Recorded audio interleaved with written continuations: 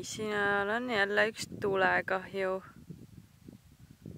Päris lähedal meile. Me mõtlesime, et me jääme siia ööseks Soolajärve peale. Windhami lähedal. Siin samas on meie auto. Seal kuskil on Tenno.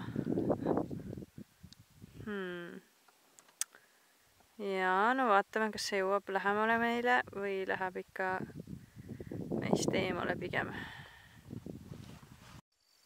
Nii, oleme telgi püsti saanud, söödud. Auto on ka alles. Ja õnneks on tulekahju kaugemale läinud meist. Väikene täpikene. Nii et vasakul ääres. Et võime vist magama minna julgelt.